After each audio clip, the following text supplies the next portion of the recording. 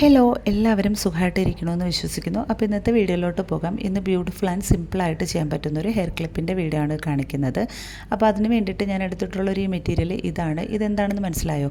Shoe lace പോലെ ഇരിക്കുന്ന ഒരു മെറ്റീരിയലാണ്. ഇത് ഷൂ ലേസ് അല്ല, ശരിക്കും പറഞ്ഞാൽ നമ്മൾ ഈ ട്രൗസറും പിന്നെ ഈ ഷോർട്സ് അങ്ങനെ പാൻറ്റൊക്കെ മേടിക്കുമ്പോഴത്തേക്ക് അതിനകത്ത് എലാസ്റ്റിക്കിനകത്ത് ഇതുപോലെ ഒരു എക്സ്ട്രാ ഒരു വള്ളിയും കൂടെ കിടക്കാറില്ലേ, അതാണ് നമ്മൾ എലാസ്റ്റിക്കൊക്കെ പോയാലും വലിച്ചു കെട്ടാൻ ഉപയോഗിക്കുന്ന ഒരു വള്ളി. അപ്പോൾ ഞാനിത് വേണ്ടാത്തതുകൊണ്ട് പാൻറ്റിൽ നിന്ന് ഇതുപോലെ വെച്ചിരുന്നതായിരുന്നു.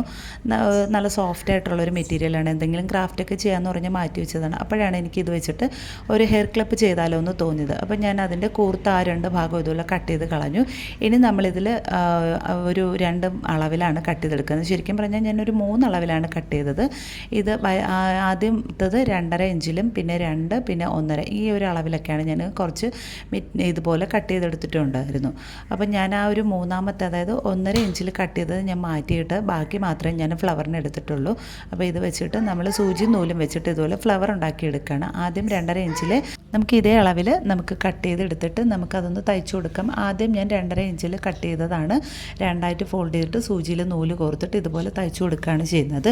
ഒന്നിൻ്റെ അടുത്ത് ഒന്നായിട്ട് വെച്ചിട്ട് നമുക്കിതുപോലെ തയ്ച്ചെടുത്തിട്ട് അതിനെങ്ങനെ വലിച്ച് കോർത്ത് കെട്ടിയെടുക്കാവുന്നതാണ്. അതുപോലെ തന്നെയാണ് രണ്ടാമത്തെ ഫ്ലവറും ചെയ്യുന്നത്.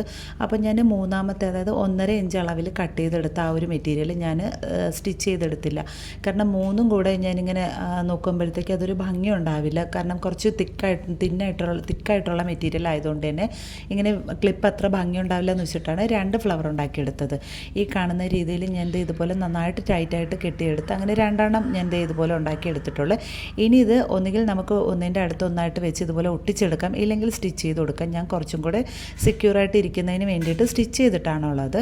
അപ്പോൾ ഇനി ഇതിൻ്റെ നടുഭാഗത്തൊന്ന് ഡെക്കറേറ്റ് ചെയ്യാൻ വേണ്ടിയിട്ട് ഇതുപോലെ റെഡ് കളർ പ്ലാസ്റ്റിക് ബീഡ് എടുത്തിട്ടുണ്ട്. പിന്നെ കുറച്ച് റെഡ് കളർ പോളൻസും എടുത്തിട്ടുണ്ട്. ഇത് ഹോം മെയ്ഡ് പോളൻസ് ആണ്. അപ്പോൾ ഇതിൻ്റെ വീഡിയോ ഞാൻ മുൻപ് ചാനലിൽ ഇട്ടിട്ടുണ്ട്, കാണാത്തവർ കണ്ടു നോക്കുക. എന്നിട്ട് ഇതുപോലെ ഇതിൻ്റെ നടുഭാഗത്തായിട്ട് ഗ്ലൂ അപ്ലൈ ചെയ്തിട്ട് ഒരു 6-7 ബീഡ് ഞാനിതുപോലെ ഒട്ടിച്ചു കൊടുത്തിട്ടുണ്ട്.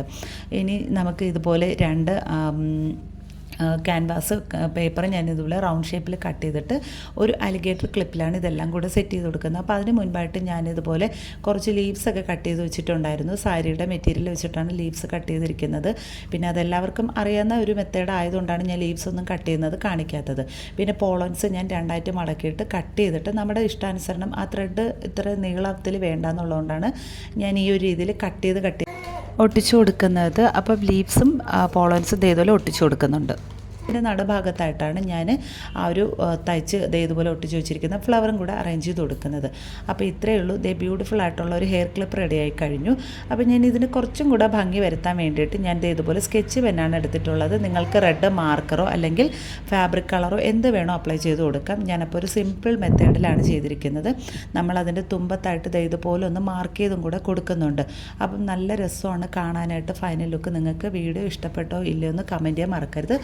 പറ്റുവാണെന്നുണ്ടെങ്കിൽ ഇതൊന്ന് ട്രൈ ചെയ്ത് നോക്കുക. എന്നിട്ട് ഇഷ്ടപ്പെട്ടാൽ നിങ്ങളുടെ കൂട്ടുകാർക്കൊക്കെ ഒന്ന് ഷെയർ ചെയ്ത് കൊടുക്കണം. അപ്പോൾ പുതിയതായിട്ട് ആരെങ്കിലുമൊക്കെ ചാനൽ കാണുകയാണെന്നുണ്ടെങ്കിൽ ഒന്ന് സബ്സ്ക്രൈബും കൂടെ ചെയ്ത് സപ്പോർട്ട് ചെയ്യണം. അപ്പോൾ ഇന്നത്തെ വീഡിയോ ഇത്രയേ ഉള്ളൂ. താങ്ക്